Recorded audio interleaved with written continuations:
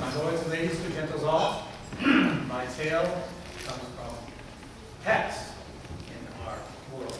It's about the Majesty's Highness, about how the Eastern Army vanquished the most significant foe. Pennsic IV.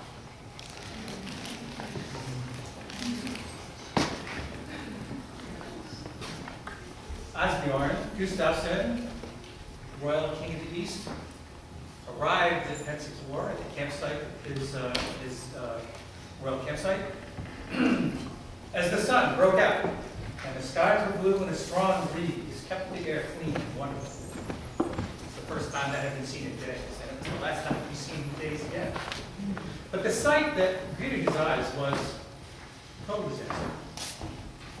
The entire flower of the Eastern realm was crawling out from underneath Duke Caridoc's giant pavilion, which had collapsed in the windstorm and thunderstorm which had just preceded His Majesty's arrival. Lords, ladies, other duchesses, other knights were crawling out from underneath a 60-foot army surplus cargo parachute with a 25-foot center bowl that had collapsed in the rain and the wind, drowning pretty much everybody inside of it, and they came out covered in mud and soaked to the skin. The field battle that day did not start any better. The thunderclouds in the distance made every fighter stand at the top of the hill and go, metal helmet, lightning. Yeah. But the king,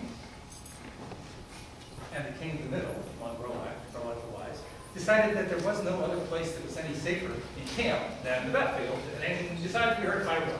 So the battle took place. It was fairly quick. We were vastly outnumbered. And the hardest part of that battle was that when you died, you landed in a foot of mud. And it was very difficult to get out of that mud, because this was a farmer's back 40 that had been plowed recently. And so the rivulets and the rain had turned all of the soil into an endless sea of mud. The woods battle was not significantly better because the king and the prince were both on war point. And in this particular case, His Majesty turned to the crown prince, one Angus du Matar, and said, "Get lost." Angus was never particularly good at following directions, and indeed, in the middle of the woods army, he did meet up with the force of the Eastrealm. He was very delighted. You see, he had just bought a brand new pig-faced bassinet that came to a very sharp point. Beautiful German work, very unusual for the time, brand new style. And he was surrounded by the Eastrealm army, or at least a large section of it. And his guard died to a man defending him. And he was the last to go down. And as he took his killing blow, he fell backwards onto a young sapling that bent under his weight, and then snapped upright and flung him face first into the mud. The pig-faced bassinet penetrated the top layer of grass and buried itself into the mud so deep that Angus could not get out. And his garbled screams as the mass filled inspired the four squires that were staying nearby to grab him and pull him out of the mud. And the sucking sound as that thing came out of the mud was awesome. Angus stood there completely covered in mud on the front, after having been stuck in the mud, but one Duke Caridoc, as part of the arts and sciences competition at this very same Pennsic IV, I watched him do this. He danced a galliard in the mud, in a brand new white caftan, white jabala, and white turban, and he slipped. He fell backwards, splat into the mud, bounced vertical, and continued the dance without losing a beat. One covered in the back, one covered in the front. There was mud everywhere. After the battles were done and after the war points were decided, it was time for the evening repast, but everybody was walking around in mud. Some of the knights, including His Majesty, gave up and wore nothing but loincloths and let the rain wash them clean. Elfwine, Sir Elfwine, Earl Sir Elfwine, soon and future king of the Eastern realm, and his lovely wife, Eastrealm, somehow created a bath.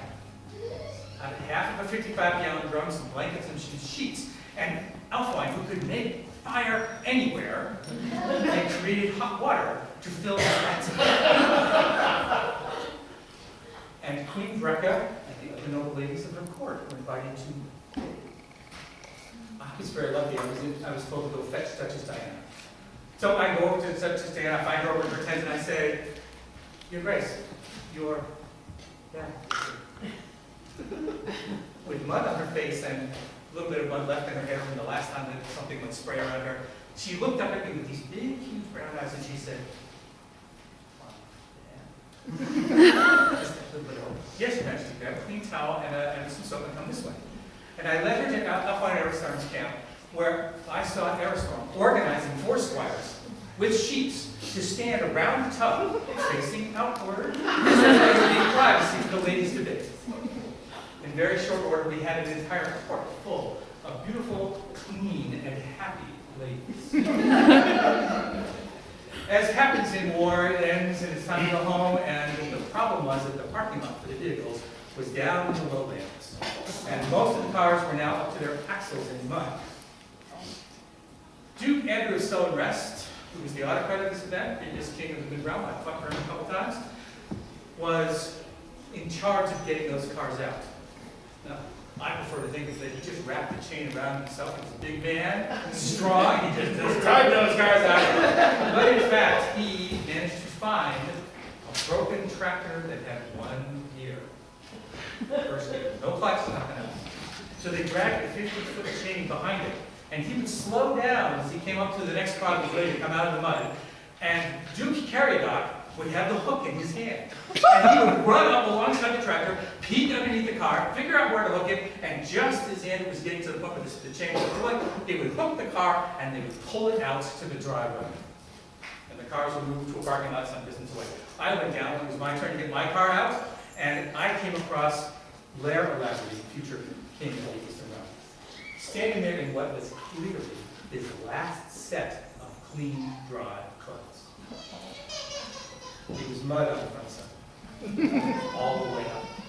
The spinning tires, the slippery mud, had done its job. And I went after him, he's a friend of mine, and I said, Lair, don't talk to me. I go, hey. I got my car out, I drive it over to this little service station some distance away, and I'm standing there, ready to walk back to camp and start my own packing and things of that nature. And I come across Sir Lair O'Laughlin standing right there in front of me. He's wearing the same clothes, but he's squeaky clean, soaking wet front and back, and there is steam rising off his body. And I go, Lair? And he says, car wash!